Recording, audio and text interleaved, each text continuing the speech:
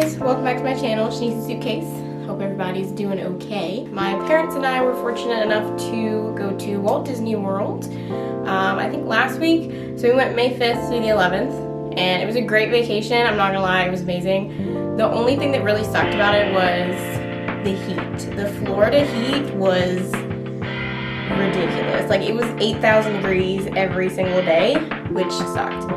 So I want to talk to you guys about just like some of the differences that I saw being at Disney World versus like the last time we went, or the last time you guys went, excuse me. But of course the last time most people went to Disney World was pre-pandemic. Well, this time I just wanted to talk to you guys about just the differences that I saw when I was there. Now, just to let you guys know, real quick disclaimer, when this video comes out, if you are planning to go to Disney World, if you're planning a trip to Walt Disney, I highly suggest that you go on the Walt Disney World website because they will have the most up-to-date information. I do know that certain changes are being implemented into Disney World, so some of the things I say in this video may not be completely accurate whenever you guys may decide to go. So that's my tip for you guys. Just make sure that you do go on the Walt Disney World website just to make sure that you're following all the guidelines that they have in place at that moment. So let's go ahead and get into just the differences that I saw at Disney World. So the first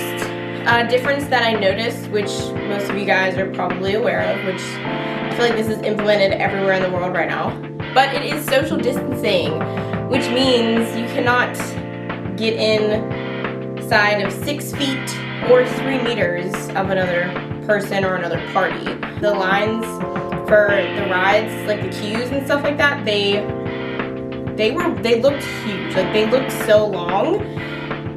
Like, you get on a ride and it would say like, oh, 25-minute wait, but then you would see the line for the ride and it was like all the way down the street. The second thing that I noticed while we were at the Disney parks was they were actually doing temperature checks, and they were doing temperature checks for everyone. No matter how old you were, they were doing temperature checks. They had the thermometer that they don't touch it to you. They just kind of hold it in your forehead and they'll be like, okay, you're good to go. So they did have those stationed at every park. They even have those at Disney Springs as well. So just keep that in mind, that, you know, if you have a hat on, you do have to take it off so that you can get your temperature checked. Third thing that I noticed is everyone is wearing masks. So you do have to wear masks outside in the Disney parks. You do have to wear them at all times, unless you're actively eating or drinking. Now, if you are, they do have sections in the parks that are kind of like lounge areas that are outside. So if you and your party, if it's really hot and you just have to take your mask off, you can go to one of the designated areas and you are allowed to take the mask off. But as far as walking through the park, you do have to have the mask on. Because of the pandemic, you do have to preserve your theme, your park. So for example, if you wanted to go to Hollywood Studios on May the 4th be with you, then you would have to reserve Hollywood Studios that day. That basically means that you have to, like, if you really want to go to Hollywood Studios, you have to make sure you reserve that park. A good rule of thumb is to go on the Disney website. You can check the park availability before you book the ticket. Fast passes are no longer available. I know, that sucks. Because I'm not even gonna lie, like when we went in 2017, I loved the fast passes. Every time we went, I just loved having the fast passes because it's just so convenient, especially if it's a ride that you really like and you want to ride it. You know, you can use your first 3 fast passes and then you get like more later in the day. So it's really convenient. Well, unfortunately, because they have to like limit capacity and everything, there is no fast passes. They were not doing the park hopper option anymore. Well, now they are doing it again. Currently right now the park hopper option is, it starts at 2. But what has to happen is you have to go to the park you reserved first before you hop to another park. So the park hopper option doesn't start until 2. But say it's like you just had a late start to the day and it's already like 2 and you haven't been to any of the parks, you're just leaving your hotel room, nah, you can't just hop to a random park because you have to go to the one you reserved first. You reserved Hollywood Studios that day, or Magic Kingdom, Epcot, Animal Kingdom, whatever. You have to go to that park first, then you can hop to one of the other parks. And also, I will put in a phone number on the screen somewhere over there. But that is the Park Hopper phone number. That's the phone number that I use. It came in actually really handy.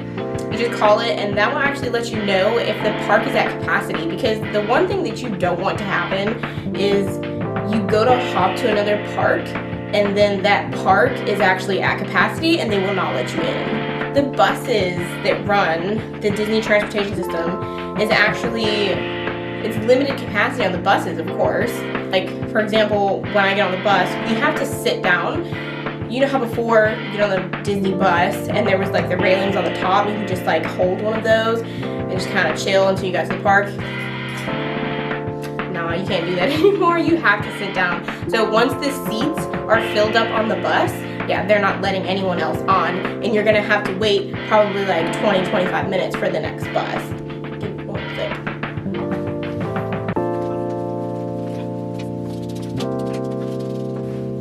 I'm so sorry.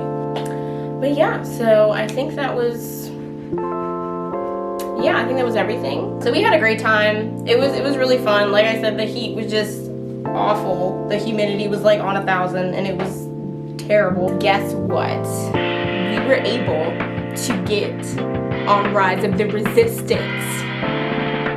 Yeah.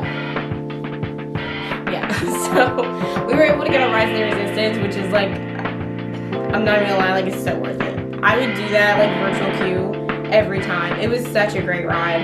Disney just has outdone themselves again. It was so good. But as far as that is concerned, I'm gonna go ahead and sign off for now. That was my things that I've noticed that are different in the Disney parks. If you guys happen to go to Disney, please comment below and let me know, like, how are the parks now? Are people not wearing masks? Just tell me one thing is it, before you go. I'm not gonna say is it weird, but is it like different? But yeah, but definitely let me know in the comments below. That way, I'm just really curious, honestly, because I just want to see how different it is. Alright guys, well I'm going to go ahead and wrap it up for today. I really hope you guys enjoyed this video with me talking about the differences that I saw at Disney World due to COVID-19. Don't forget to give it a big thumbs up. Also hit that notification bell so that you know when I post the next video. And 2, if you want to support me further, please subscribe to my channel. That would be amazing. Because, without you guys, there wouldn't be a channel. So thank you. I appreciate it.